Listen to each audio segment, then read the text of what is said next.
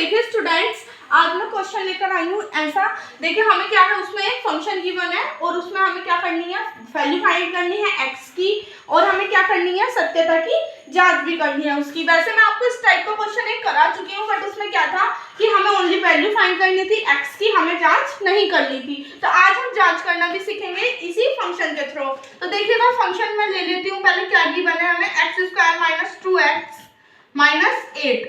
तो देखिए स्टूडेंट्स, जब मैंने आपको पहले ही क्वेश्चन कराया था तो मैंने उसकी कुछ कंडीशंस बताई थी जो हम आज भी फॉलो करेंगे। तो देखिएगा आपको 8 गिवन है, ये हमें कोई भी दो नंबर ऐसे चूज करने हैं जिनकी मल्टीप्लाई करके हमें 8 मिल जाए और माइनस करके हमें 2 मिल जाए। अब मैंने बोला माइनस करके 2 मिल जाए, तो इसका मतलब यह है कि हमें साइन देखना होता है ये वाला कि हमें माइनस लेना है या प्लस लेना है। तो हमारे पास यहाँ क्या है, माइनस है, इसलिए हमें माइनस करके क्या मिलना चाहिए, 2 मिलना चाहिए। तो देखिएगा क्या दो टर्म्स हो जाएंगे, वो 4 मल्टीप्लाई बाई 2, तो मुझे मिल जाएगा क्या, 8। ठीक है, ये वाली चीज तो क्लियर हो गई। अब देखिएगा 4 माइनस 2 अगर मैं करती हूँ तो मुझे क्या मिल जाएगा, 2। यही तो हमें चाहिए था। तो हम दो नंबर, ये वाले दो नंबर हमें यहाँ मिल गए। ठीक है, तो मैं इसको पुट कर दे रही हूँ। देखिएगा कैसे करेंगे, एक्स स्क्वायर माइनस, इसको मैं एक ब्रैकेट में ले लूंगी, क्या, 4 माइनस 2, एक्स हमारा बाहर आ गया माइनस 8। ठीक है, एक्स स्क्वायर माइनस, अब एक्स की मल्टीप्लाई हम दोनों टर्म्स में अंदर कर लेंगे तो देखिएगा क्या मिलेगा, माइनस के 4x। और मैंने आपको पहले भी बताया था मल्टीप्लाई में माइनस माइनस क्या हो जाता है, ऑल पॉजिटिव हो जाता है। किस चीज में हो जाता है, मल्टीप्लाई में। तो देखिएगा जब मैं माइनस के 2 की यहाँ माइनस में मल्टीप्लाई करूंगी तो क्या मिल जाएगा, प्लस, और 2 की एक्स में करूंगी तो 2x माइनस 8।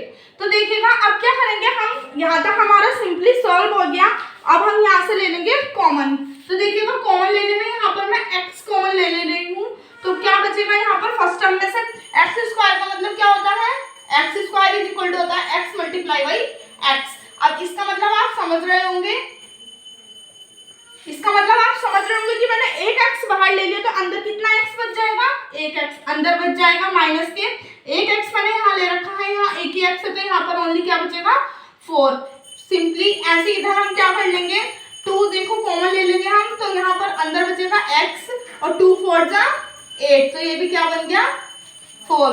आपको एक बात और मैं बता दे रही हूँ, अगर आपकी समझ में ना आए एक साइड से कॉमन लेकर दूसरी साइड हमें क्या कॉमन लेना है, तो आपको कुछ नहीं करना, यही वाला टर्म्स उठाकर इधर रख देना है। इट मींस जो इस ब्रैकेट में आपने नंबर दिया है वही आप इस साइड रख दीजिएगा, फिर आप देख लीजिएगा कि आपके पास क्या बच रहा है। जो भी बचेगा वो आप ब्रैकेट के बाहर लिख दीजिएगा। ठीक है, तो सिंपली ये सॉल्व हो गया। अब देखिएगा कौन सा दो ब्रैकेट, ये भी कॉमन है हमारे लिए, ये भी कॉमन है, एक ही बार इसको लिख देंगे। एक ब्रैकेट हमारा क्या बनेगा, x प्लस 2 और एक बन गया x माइनस 4।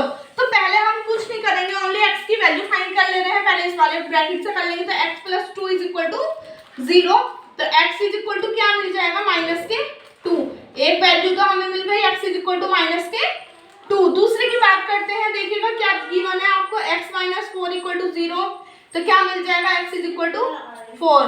तो एक वैल्यू हमारे पास क्या आ गई, माइनस 2 आ गई, और एक आ गई हमारे पास 4। ये क्या हो गए हमारे शून्य। ठीक है, हमने अभी तक क्या कर दिया, शून्य ज्ञात कर दिया। अब बात करते हैं इनकी जांच करने की। तो देखिएगा आपको फॉर्मूला होता है शून्यों का योग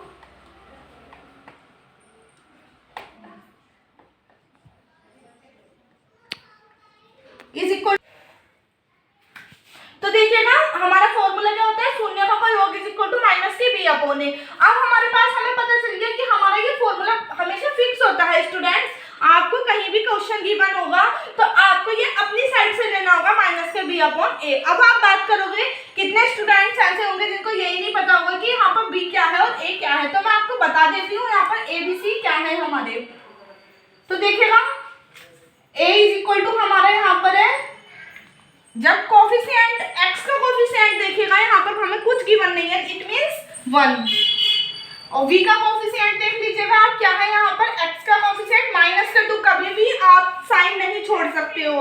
अगर आपका यहाँ पर पॉजिटिव होगा तो आप ओनली 2 लिख सकते हो, बट यहाँ पर क्या है, माइनस साइन है, तो आप पूरा टर्म्स उठाओगे तो क्या हो जाएगा, माइनस के 2 हो जाएगा। c इज इक्वल टू हमारे क्या हो जाएगा, देखिएगा यहाँ भी माइनस का साइन के साथ आप उठाओगे क्योंकि यहाँ पर ऑल पॉजिटिव नहीं है, तो क्या हो जाएगा, c is equal to minus के 8 हो जाएगा। तो देखिएगा स्टूडेंट्स, माइनस बी की वैल्यू भी हमें मिल गई है और ए की वैल्यू भी हमें मिल गई है। अब हम क्या करेंगे, यहाँ पर पुट कर देंगे।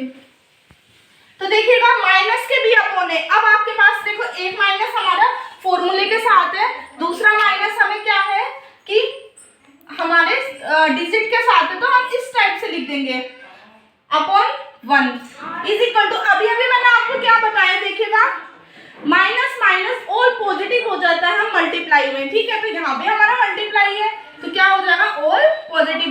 अपॉन में 1 की कोई वैल्यू नहीं होती क्योंकि 1 2 से आप करोगे तो क्या मिल जाएगा आपको 2। तो डेफिनेटली हमें शून्यकों का योग कितना मिल गया 2। अब हमें शून्यकों का गुणनफल निकालना है। तो देखिएगा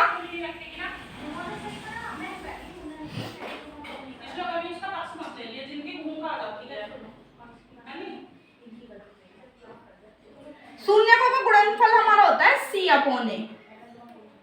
तो देखिए स्टूडेंट्स, मैं आपको ए बी सी की वैल्यू पहले ही बता चुकी हूँ। तो देखिएगा -8, लेकिन हमारे पास इस बार जो आपका फॉर्मूला है उसमें माइनस नहीं है, तो हम ऐसे ही रख देंगे क्या, माइनस के 8। ए की वैल्यू कितनी है हमारे पास 1, तो अपॉन 1। आप बनने एक जा करोगे तो 8 ही मिलेगा, तो इसलिए आंसर कितना हो गया -8। स्टूडेंट्स देखिएगा, उन्होंने हमसे कहा था कि शून्यकों का ज्ञात करो, तो हमारे शून्य मिल गए हमें। फर्स्ट शून्य ये था, सेकंड शून्य हमारा ये था, ठीक है। उसके बाद बोला गुणांकों के बीच सत्यता की जांच करो। गुणांक हमारे क्या थे, एक शून्यकों का योग था, एक शून्यकों का गुणनफल था। तो हमने शून्यकों का योग बताया तो हमें मिल गया ऑल पॉजिटिव 2, और हमने जब बात करी शून्यकों के गुणनफल की तो हमें मिल गया कितना, -8। तो स्टूडेंट्स वैसे मैंने आपको ये बहुत सिंपल तरीके से आंसर करना बताया है। अगर आपको मेरी वीडियो अच्छी लगे तो प्लीज लाइक एंड सब्सक्राइब जरूर करें। Thank you.